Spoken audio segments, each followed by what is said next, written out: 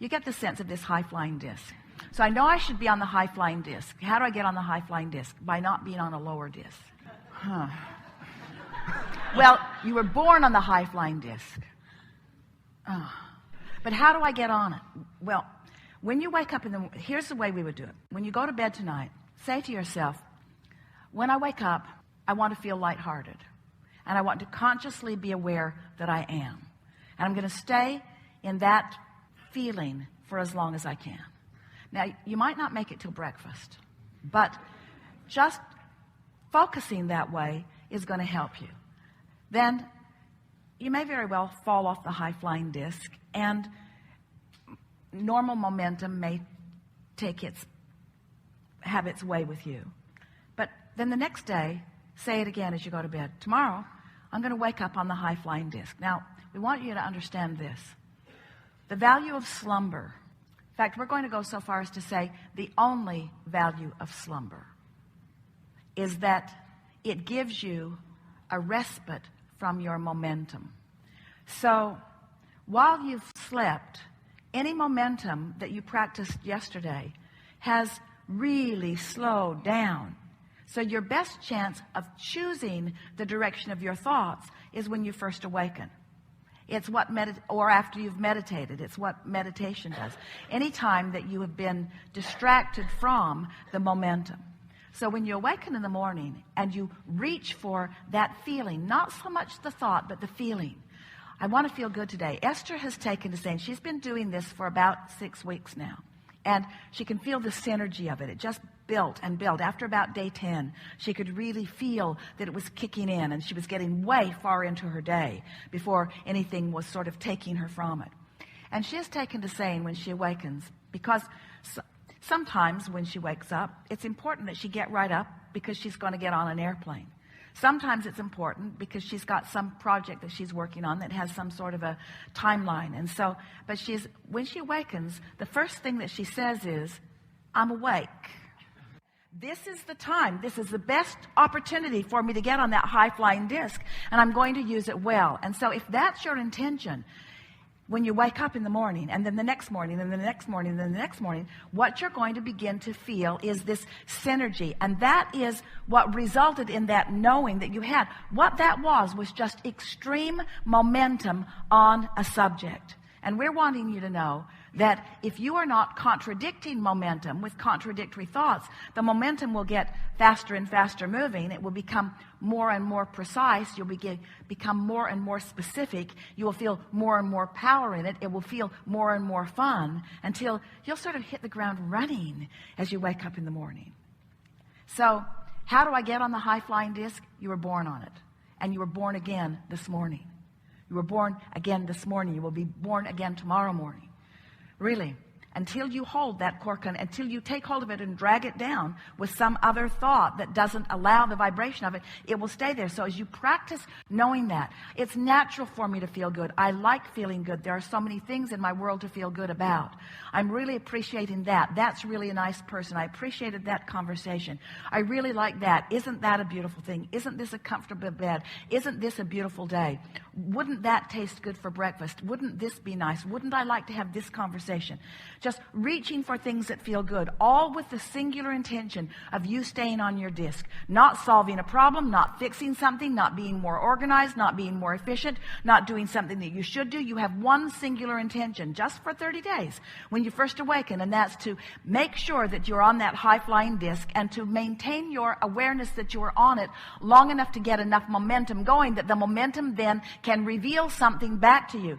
Now, we made that sound like something would be given to you, but it's more about you being in the vibrational vicinity to see the sign, to have the knowing, you see. And so that really is the work. That really is the work.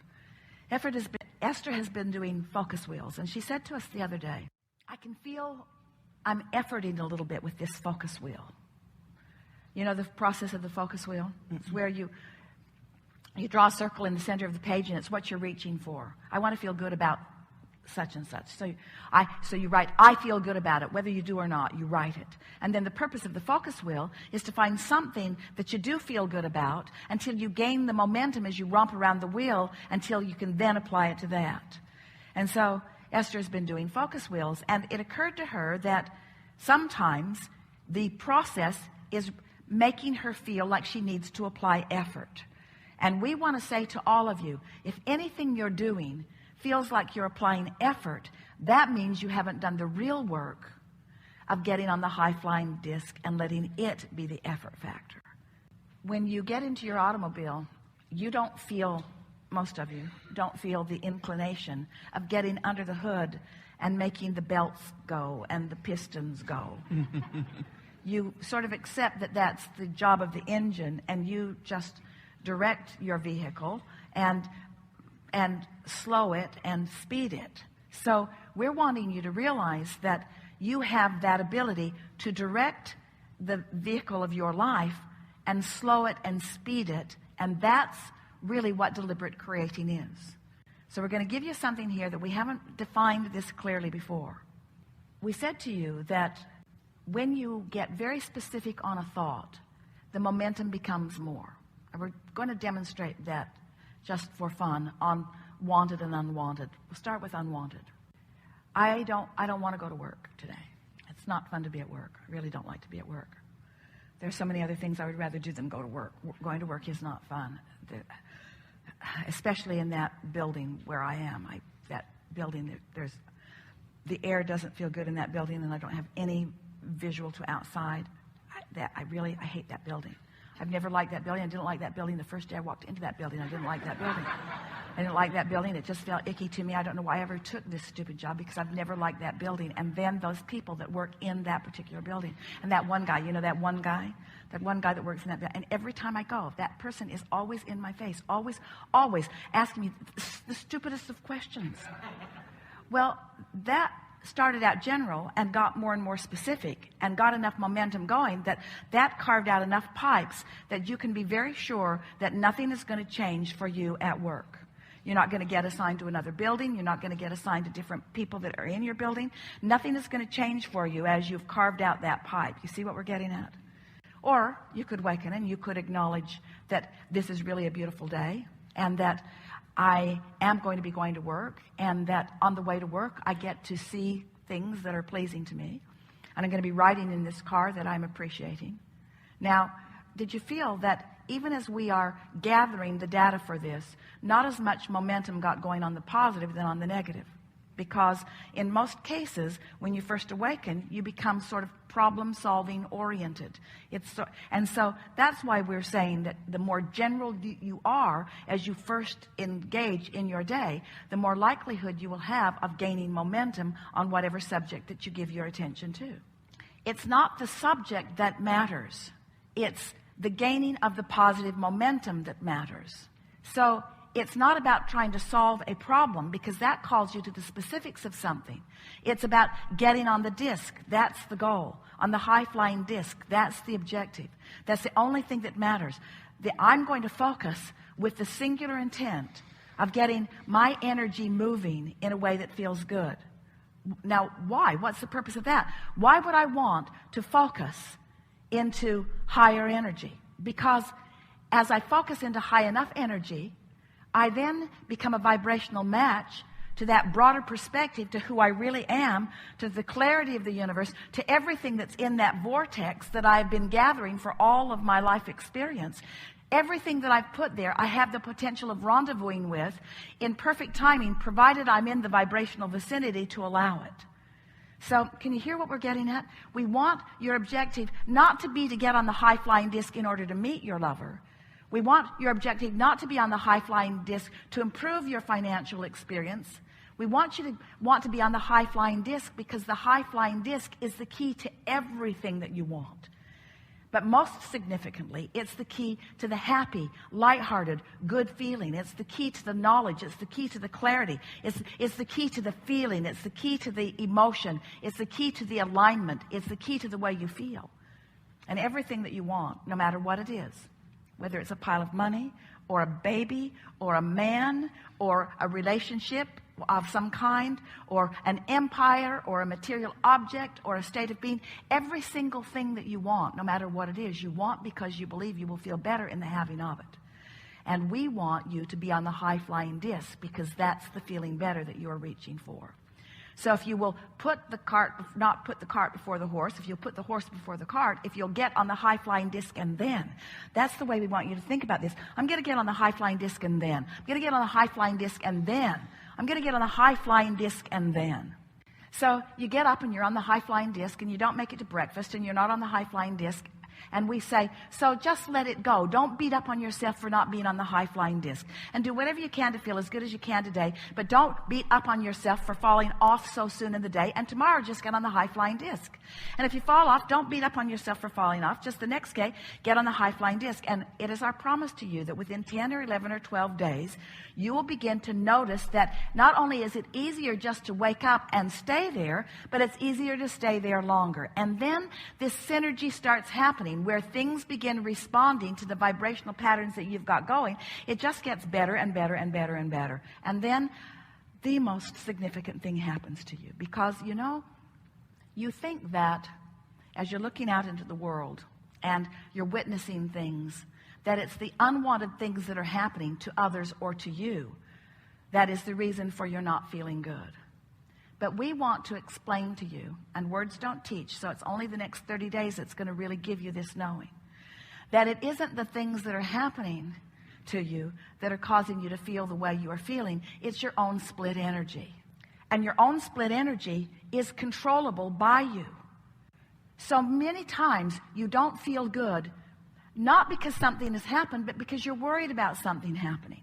Or not because something has happened, but because you're remembering something that's happened. Where the majority of the time, your now experience is a perfectly good opportunity for you to be in alignment with all that you are and feel, not just sort of kind of good, but really, really, really, really good. So as you begin to accept that, the negative emotion, which is the indicator of the split energy, and therefore the split energy is the only thing that bothers you. You know that feeling of indecisiveness? I sort of want to do that, but maybe I should do that. And these people want me to do this, but I sort of have an obligation to these people, and I'm not sure how they would feel if I did this. And you just sort of keep yourself in that fitful place all the time. And can you imagine replacing that with a feeling of clarity, which says, this is what I'm going to do, and everybody will align with it or not, but this is what I'm going to do? When you are decisive, you feel good. When you are concluded, you feel good. And it's not just because you're selfishly satisfying yourself at the expense of other people that maybe would like you to be doing something different. It's that you don't have split energy. It's not having split energy that equals the joy. And that's what you were demonstrating in your conversation with us here today. It's the absence of split energy, which you can control, but you got to practice yourself into that control. It's not just going to happen to you. Because what is going to happen to you is the results of all that you've been flowing. The points of attraction, the pathways that you've got carved out, are bringing things to you all the time. So you want it, but I want that, but I want that, but you hold yourselves unnecessarily in split energy. And split energy feels like overwhelmment. Split energy feels like confusion. Split energy feels like others are unhappy with me. Split energy feels like I'm unhappy with others. What you want is to have alignment.